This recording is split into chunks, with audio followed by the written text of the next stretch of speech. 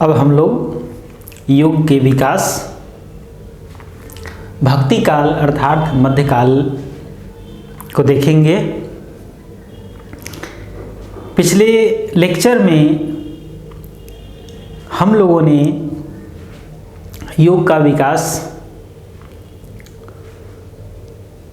महाकाव्य काल को देखा था। महाकाव्य काल के अंतर्गत योग का विकास किस तरीके से अत्यंत ही व्यापक रूप में, अत्यंत ही व्यवस्थित रूप में कैसे हुआ, अनेक परंपराओं का श्री गणेश उनका प्रचार प्रसार कैसे हुआ। अब हम लोग योग का विकास भक्ति काल अर्थात लगभग 800 ईस्वी से 1700 ईस्वी तक के कालखंड पे विचार करेंगे। देखिए, जैसा कि आपने पिछले लेक्चर में देखा कि मध्यकाल में अनेक सूत्र ग्रंथों की रचना हुई,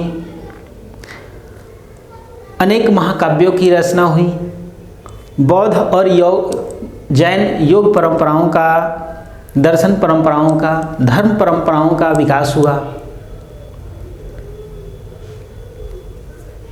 और 800 ईस्वी आते आते आचार्य शंकर के समय तक आते आते आचार्य शंकर ने योग की जो शुष्क ज्ञान मार्गी परंपरा है, उस परंपरा के विकास में उन्होंने अत्यंत ही योगदान दिया। उन्होंने ज्ञान मार्गी योग की जो परंपरा है, उस परंपरा के विकास के लिए पूरे आर्यावर्त में उन्होंने शास्त्रार्थ किए।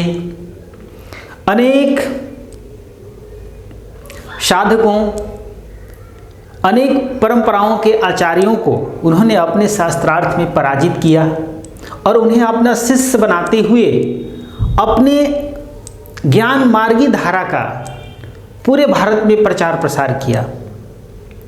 यही कारण है कि उनके ज्ञान मार्गी जो योग परंपरा है, जो दर्शन परंपरा है, उसके उत्कर्ष को देखते हुए उसके प्रतिक्रिया के फलस्वरूप, क्यों प्रतिक्रिया, क्योंकि उन्होंने ज्ञान मार्गी परंपरा को ही महत्व दिया, उसी पे सिर्फ बल दिया। भक्ति मार्गी, कर्म मार्ग दोनों पे उन्होंने बल नहीं दिया, दोनों की अवहेलना एक तरह से की। लोगों को लगा कि इस सिर्फ ज्ञान मार्ग को ही उत्कर्ष की ओर ले जाना चाहते हैं। उन्होंने ब्रह्म सत्यम जगत मिथ्या कहते हुए संसार को माया सिद्ध करने का प्रयास किया। संसार को उन्होंने माया कहा। यही कारण है कि प्रतिक्रिया के फलस्वरूप जो भाव प्रधान व्यक्ति थे, उनके अंदर भाव का उत्कर्ष हुआ और उन्होंने भक्ति मार्गी परंपरा का विकास किया। भक्ति मार्गी परंपरा का विकास करते हुए आचार्य शंकर के निर्गुण ब्रह्म की उपासना के विपरीत उन्होंने सगुण ब्रह्म और सगुण मार्गी साधना, सगुण साधना के विकास को महत्व दिया। और यही कारण है कि भक्ति मार्गी संतों ने भक्ति मार्गी साहित्य का सृजन किया। अपने भजनों के माध्यम से, संगीत के माध्यम से, अपने पदों के माध्यम से जन मानस में भक्ति का संचार किया, भक्ति संवेदना का संचार किया और इस तरीके से भक्ति योग के विकास में उन्होंने अत्यंत ही महत्वपूर्ण भूमिका निभाई।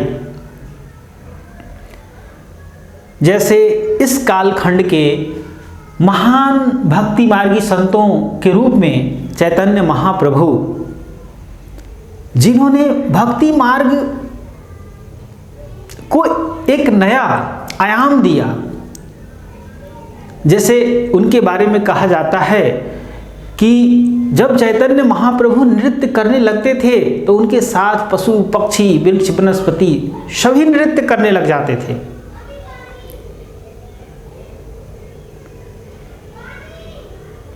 इसलिए उन्होंने भक्ति मार्ग के रस में जनमानस को पूर्णतः तृप्तता प्रदान की। जो शंकर के ज्ञान मार्ग से जिनके अंदर भाव की धाराएं सूखने लगी थी, उनके अंदर भक्ति भाव की एक नई धारा का नई धारा प्रस्फुटित हुई।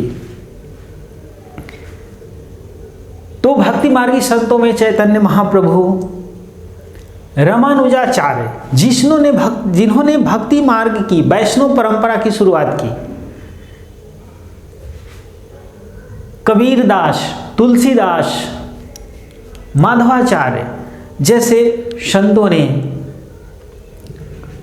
भक्ति मार्गी परंपरा का विकास किया, भक्ति मार्गी साहित्य का सृजन किया, अपने शिष्यों के बीच इस मार्ग का प्रचार प्रसार किया। इसी कालखंड में आप देख सकते हैं कि इसी कालखंड के दौरान जो शरीर को महत्व देते थे, जैसे आचार्य शंकर ने कहा ब्रह्म सत्यम जगत मिथ्या, ब्रह्म ही एकमात्र सत्य है, जगत मिथ्या है।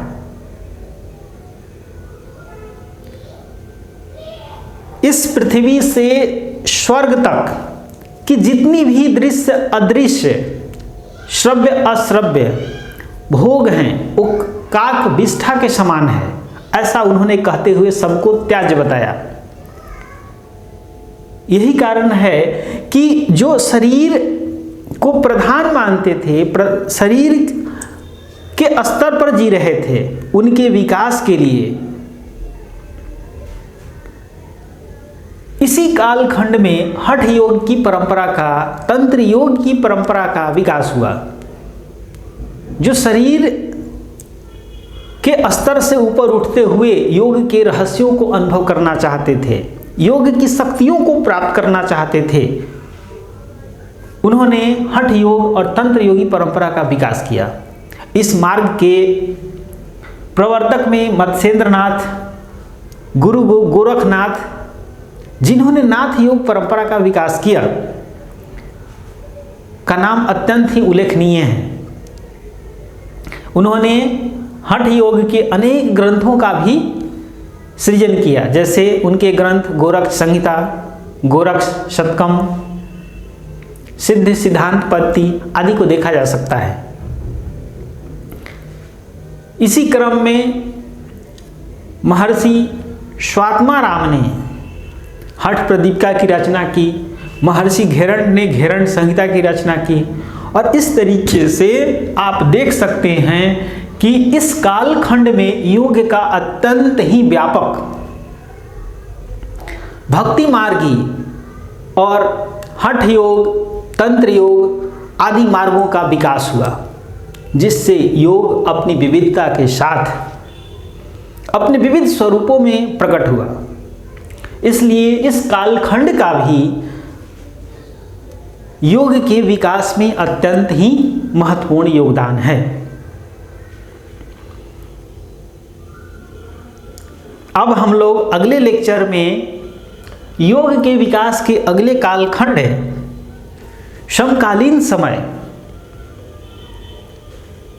को देखेंगे कि समकालीन समय में योग का विकास कैसे हुआ, किन किन लोगों ने किया, किस स्वरूप में योग का ज्ञान, इसके साधना का ज्ञान विज्ञान आगे विकसित हुआ, प्रस्फुटित हुआ, प्रफुल्लित हुआ। इसलिए आप सभी से अनुरोध है कि आप सभी इस प्रस्थानानंद एकेडमी की एकेडमिक चैनल को आप लाइक कर लीजिए, सब्सक्राइब कर लीजिए, इसके बेल आइकॉन को प्रेस कर लीजिए, जिससे आपको योगा कॉम्पिटिटिव लेक्चर सीरीज के आने वाले सभी लेक्चर समय से आपको प्राप्त हो सकें और आप अपनी तैयारी को पूर्ण करते हुए आने वाली परीक्षा में सफल हो सकें। इसी के साथ ओम शांति।